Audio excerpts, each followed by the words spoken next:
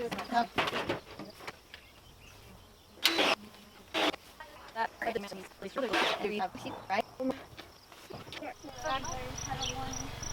right, so now we need to fill in these spaces.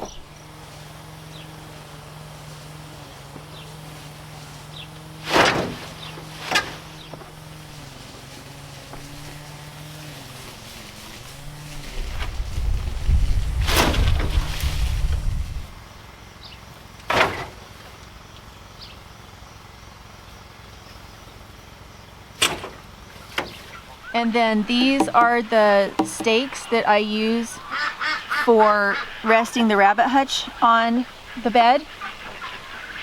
It's helpful to screw them in. But this is what the rabbit hutches sit on when they're on top of the bed. In order to do that, see if I can come back and show it to you. In order to do that, each one of the rabbit hutches has to have its own cover on it that moves with the cage.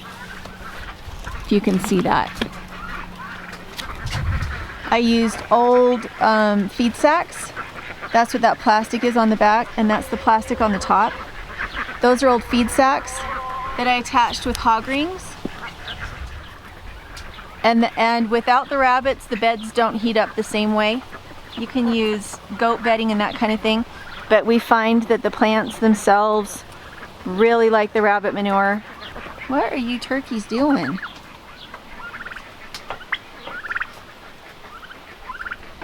All right, but you can see how much shade they have in here. The camera's struggling a little bit. I would not put rabbits on my hotbed in the summer if it's not sheltered with shade.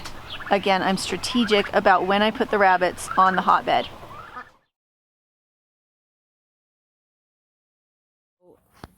The reason that you have multiple hotbeds is so that one can recharge while the other one has stuff in it. The whole system is based on being able to garden as a senior or as somebody disabled. The whole reason I ever put rabbits on the top in the first place was so that I didn't have to move and carry straw and wheelbarrows full of manure. I'm going to take all my rabbit cages, go put them in the bigger hotbed greenhouse, and then I'm just going to plant my February garden here in the tough greenhouse. So Kaya's going to show you how you hook it.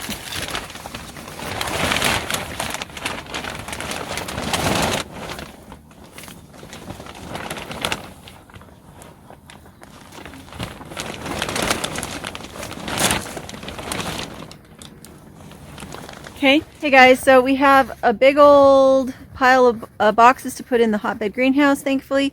We had a huge find on the Thrifty Nickel today, of all places. There was a lady down in Montpelier that was offering ducks. Didn't say how much, I just called her on a whim. She wanted $50 for 16 birds, which is huge, and she was willing to drive them here rather than wait. And so we have new fodder for the hotbed that we're going to move in, and then we're going to explain to you what we're doing with the hotbed. Kaya is my unwilling helper companion. Not that unwilling. But kind of unwilling. Just a little bit. Since a little unwilling. The kitchen. Right?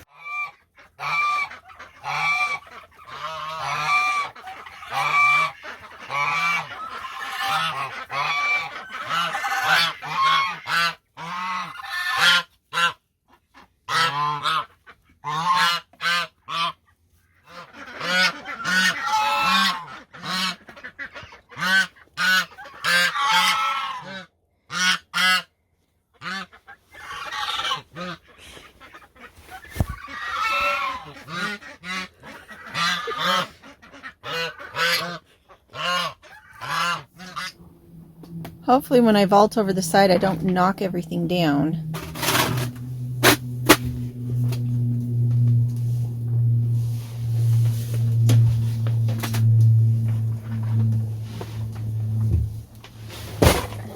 Fine.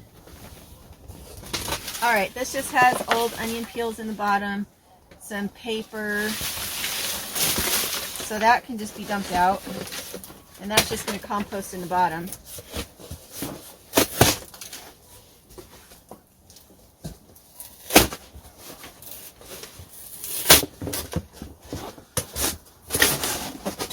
Make it flat. Those of you who've watched me for very long, you know that I like to use what I've got rather than having to buy stuff.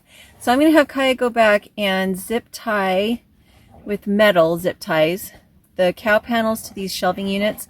And instead of using these lathe, which I don't have any more of right now, we'll use these shelving units to hold the rabbit hutches up. So she's going to do it in that corner and in that corner so that they don't budge.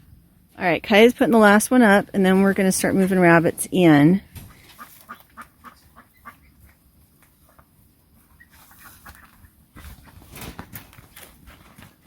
Watch your corner, Kaya.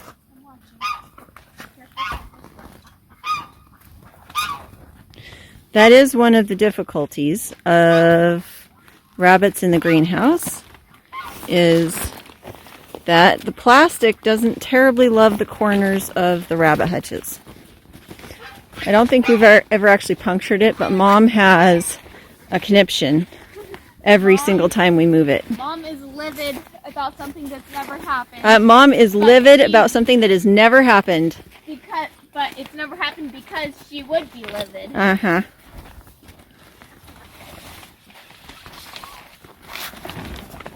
Careful, sorry. I put straw down, but it's still a little slick right there. Alright, so you can see I used a hog ring to attach a feed sack to the side. Rabbits do not like fully bright sun.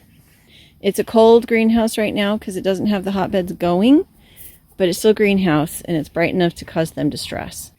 Okay, so this cage is a warning about what happens if you don't have containers and feeders for your rabbits. It builds up and then you have to go in and clean it. We had to bring it in the greenhouse to clean it because the manure is frozen. There hasn't been a rabbit in this cage for a while, and so that's not acceptable. Over here you'll see it's clean, and it's because I have a hay feeder. And this one is clean, and it's because I have a hay feeder. The hay builds up really badly. Alright, so this is the last of the rabbits. We have all of them in here at this point. So we have 2 bucks, 1, 2, 3, 4, 5 does. Are you guys excited to have them all in one place now? Yeah, it'll be really easy to do on here. Yeah, and warmer. Yeah. Okay, so during the day, even when it's super, super cold, we have got to keep the door open, but we can close it at night. You can get in and out of here with a wheelbarrow. And no matter how much it snows, I don't have to shovel out anything in front of the greenhouse. I can just come in and out. It's not a problem. I have a little bit of old used hay and wood mulch on the floor so that you are safe and your footing is good, because there is melting snow and ice on the outside. So if I had free range anything in here, I would need to have a door on to keep predators out. But all I have is rabbits in cages. Even if something got in, they couldn't get to the rabbits. And this is against our prevailing wind. This faces north, and our prevailing wind is from the southwest. All the rabbits. That would be one of our bucks. He is territorial and he's in somebody else's cage now. So thank you to everybody that helped with... Yeah, he is feeling pissy. Thanks to everybody who helps me by being on my Patreon. I made $129 this month, which is huge. And it allowed me to get the peat moss that I need to put on top of the beds once they're built. And also thank you to everybody who went and bought my hotbed plans over on Etsy. I made $139 on my Etsy store this month. And so it gave me a little bit of breathing space in being able to make improvements on the hotbed and move a little faster on it. So big sigh of relief, big sigh of thank you for that. I have one video that shows you how to make your own potting soil from purchased items, and then I have one video that is showing the potting soil that I take out of my hotbeds after the growing season is over, when I have an old hotbed that isn't as functional. So thanks for all the support. Hopefully you're enjoying the videos, and we'll talk to you later. If you would like to become a master gardener, but without all of the pesticides and herbicides and bare soil that comes from a lot of plowing, you might be interested in the Garden Master course that's being taught by Heather at Permies. This course lasts for several days, and during that time you are fed organic food, you experience hands-on interaction with soil, you get to see screenshots of Helen's own personal gardens. She is a market gardener, and she has gardened in places as completely different as Montana versus California. A list of the topics for that class include things like mineral mix bloom sprays for fruit trees, spacing and pruning, vegetable crop details such as crop rotation. The one that I thought was very interesting was the plant competition, as far as what kind of weed competition can a vegetable garden handle. Are there any benefits to having weeds in your garden?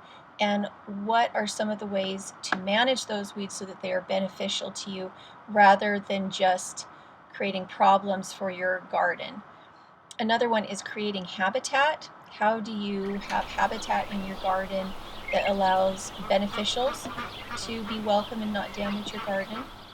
And common insect pests and their natural enemies. So how to create a biome and a living space in your garden so that it isn't competing with nature, and you're not competing with nature, but instead you're working with nature. And for us, some of those solutions have been to put turkeys in our big garden when we have grasshoppers in it, and that worked really well. Grazing sheep in the perimeters around our garden helped keep weed pressure down.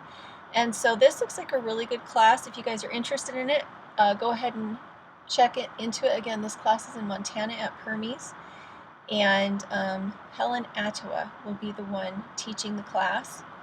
And this is an affiliate link. This is an affiliate code. And hopefully you guys find something interesting. Make sure to take warm clothes if you go, because Montana is cold all year round.